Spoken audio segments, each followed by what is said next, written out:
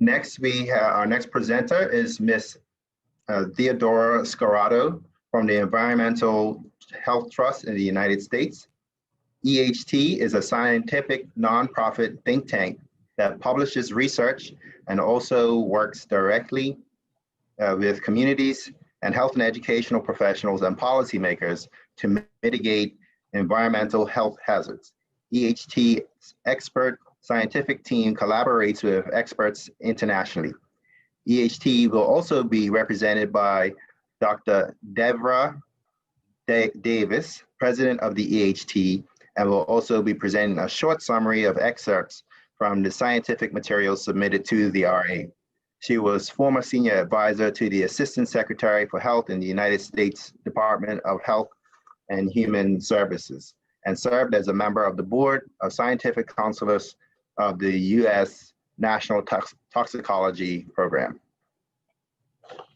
Ms. Scarrato, you may commence your presentation. We have submitted extensive documentation and have more that is on the way. So these are some highlights of the research which is included in our written technical submission.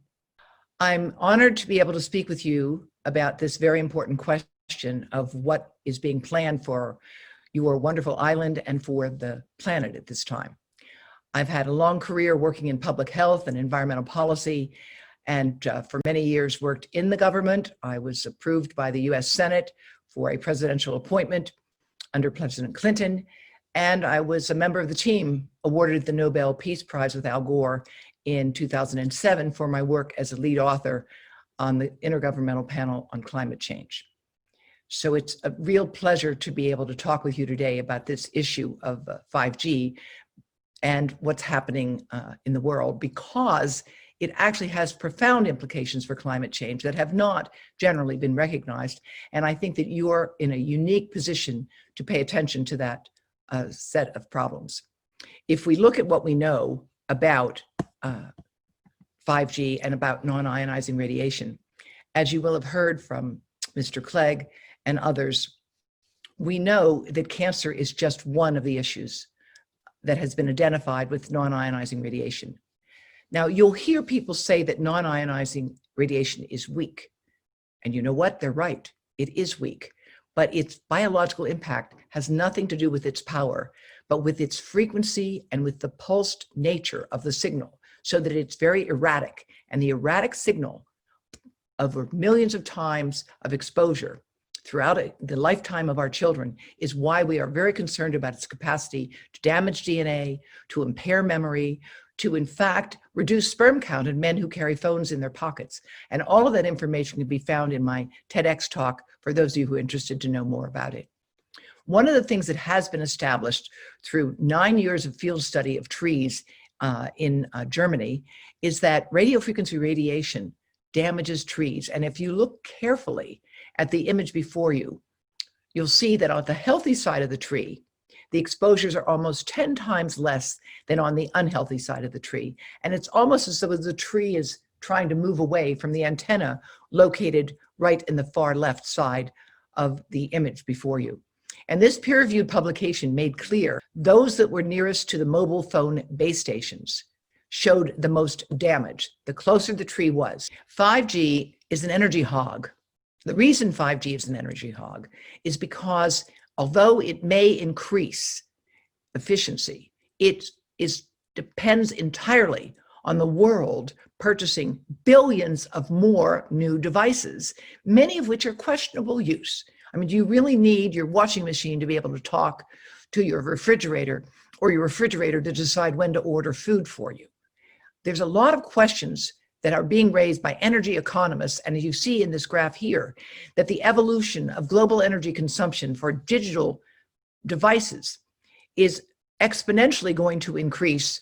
And if you look carefully at these lines, you will see the worst case scenario has more than a doubling of energy consumption from this sector of digital devices by 2025 compared to 2010. Now that's a huge increase, and it's what's called the rebound effect. The increase in demand will swamp any improvement in efficiency.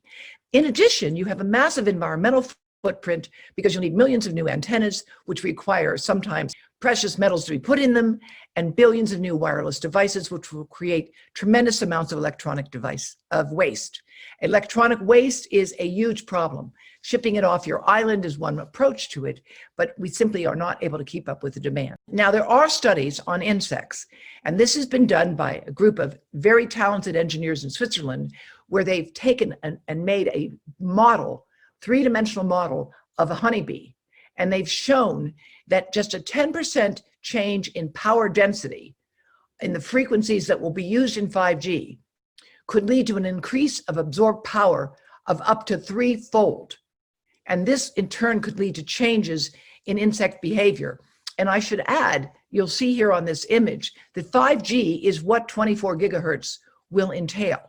And contrary to the idea that this is nothing other than an airport scanner, let me tell you, you do not want to be in an airport scanner for 24 hours a day.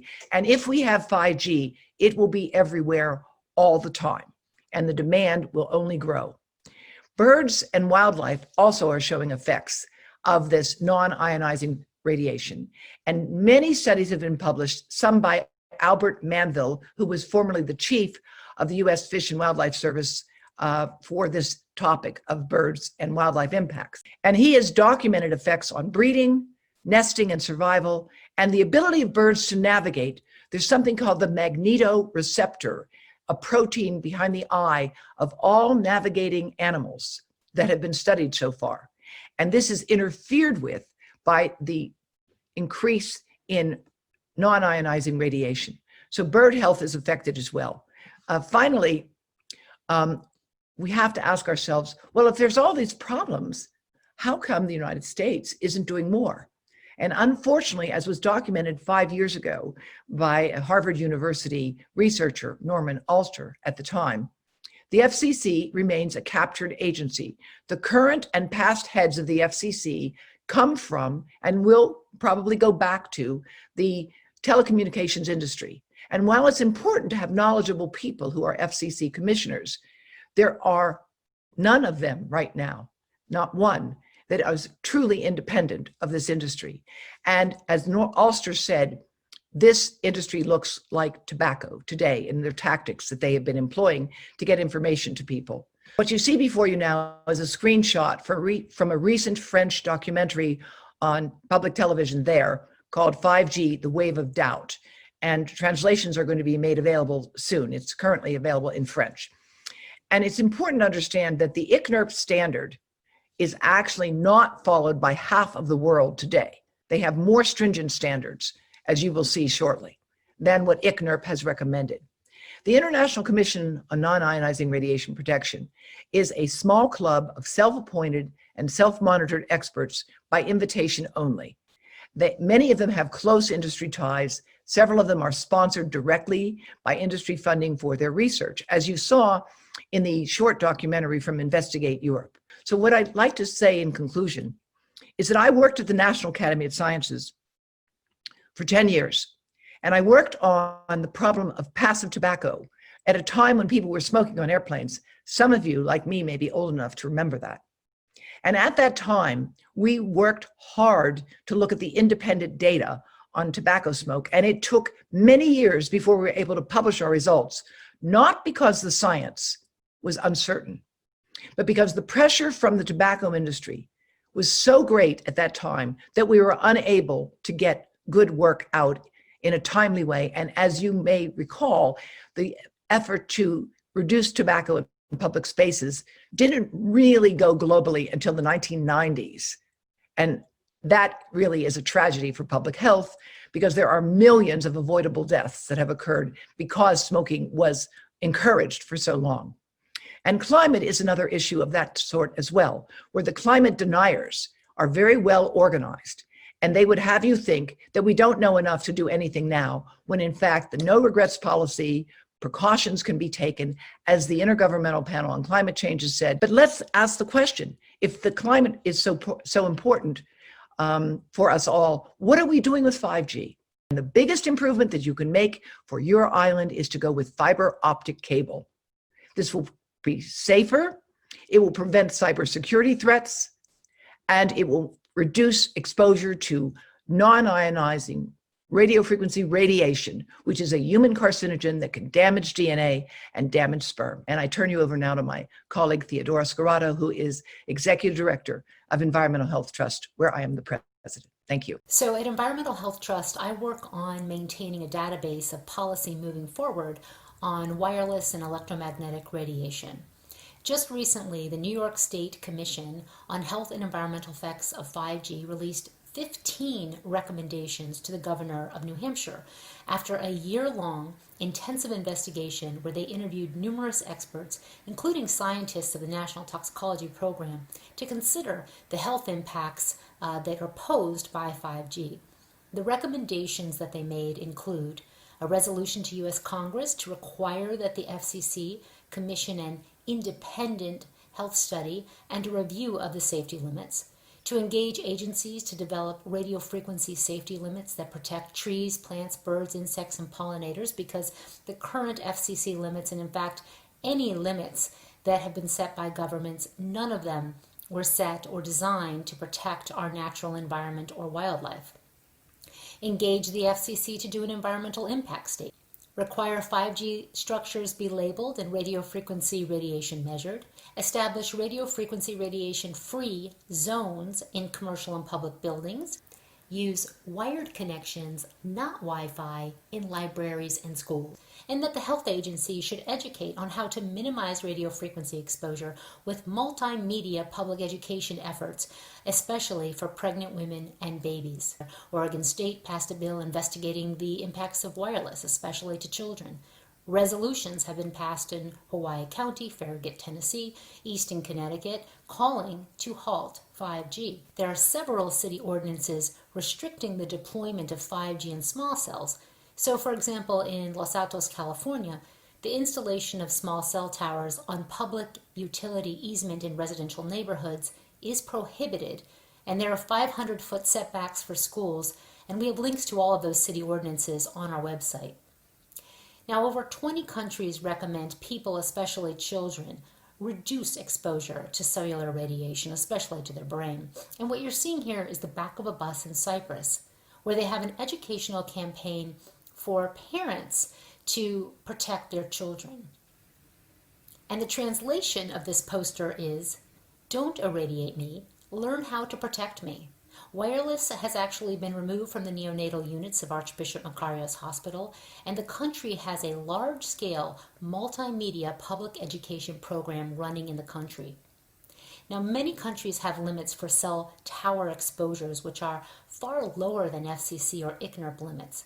And here are some examples of countries which have more stringent limits in regards to the 900 megahertz electric field.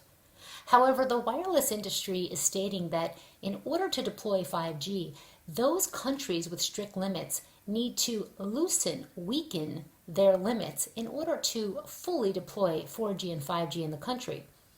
Industry has been working hard to have countries actually change their limits, and they've been successful in Poland and Lithuania, who now change their limits to allow more radiation to accommodate 5G.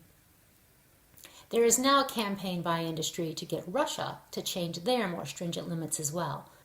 In Italy, over 600 municipalities have passed resolutions to halt 5G until scientific research demonstrates safety, especially for long-term exposures. We have a page at ehtrust.org with international policy to halt 5G across the world, and these are just a few examples.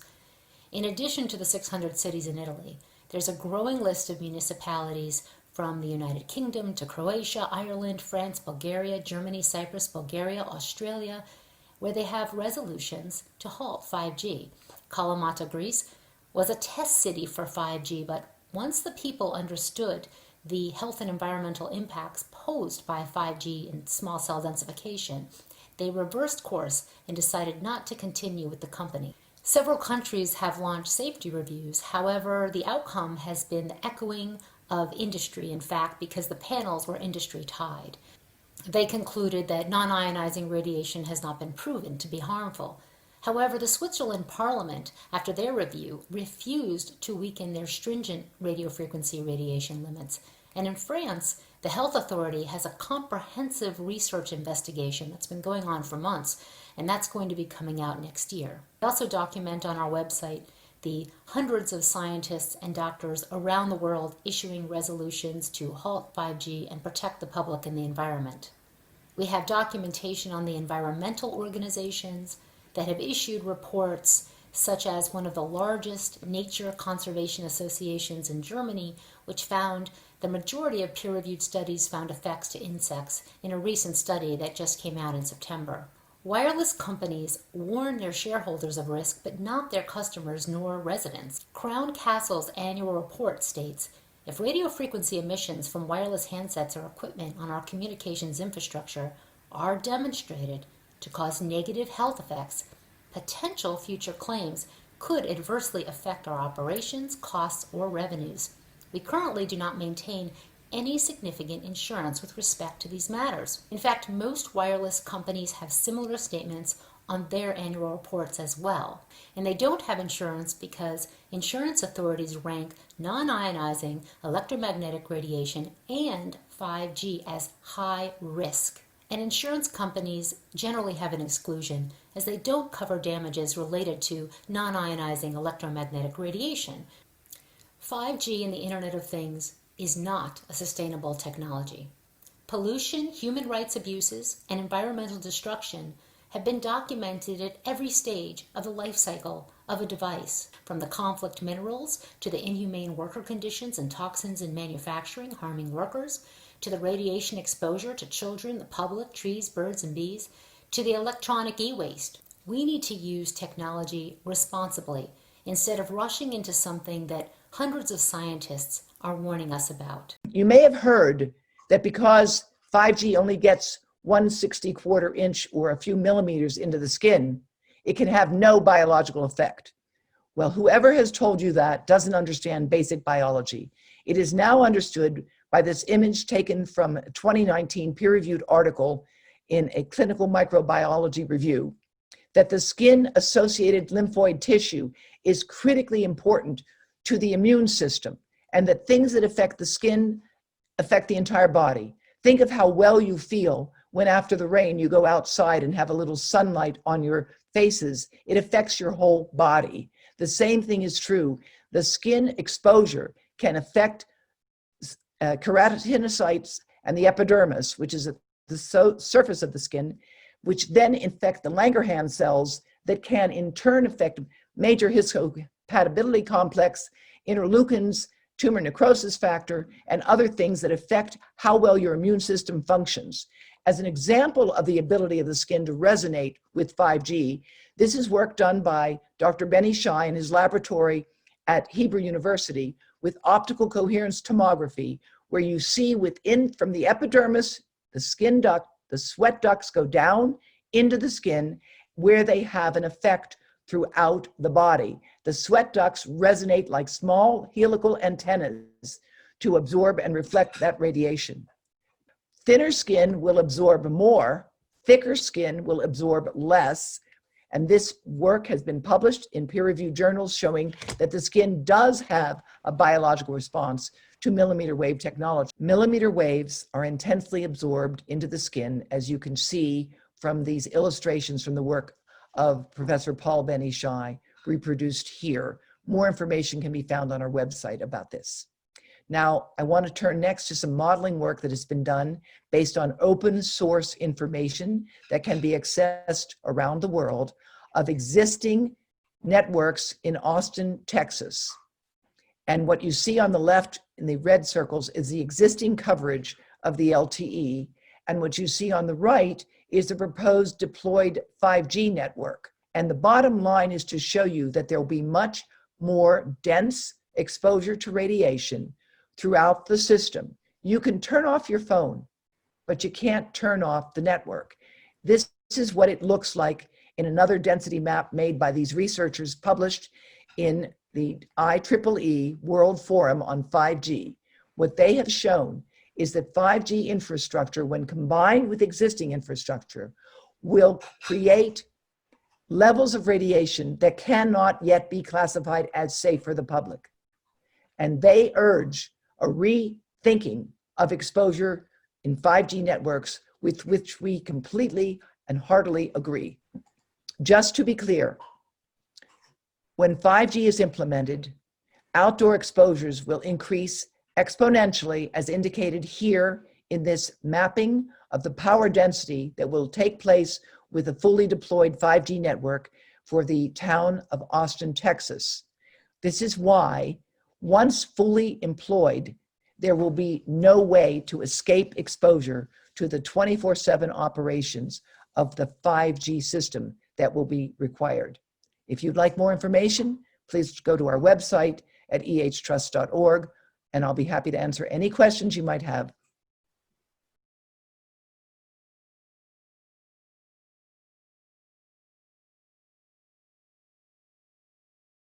Okay, Mrs. Scarrato, Ms. Scarrato, do you have any further comments as this is your speaking slide before we move to the next presenter?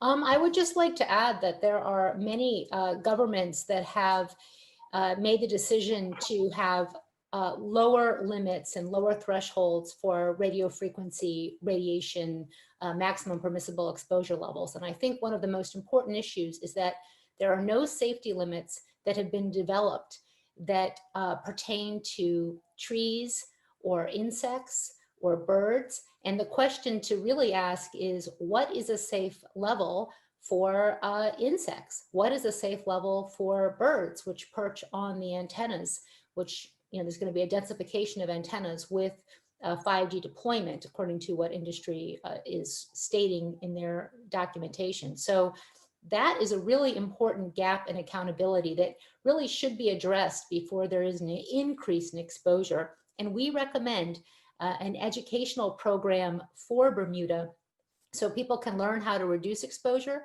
and use safer technology. And then you won't need to increase capacity with 5G or with more antennas in neighborhoods if people are using safe wired connections. So there is a solution that is available.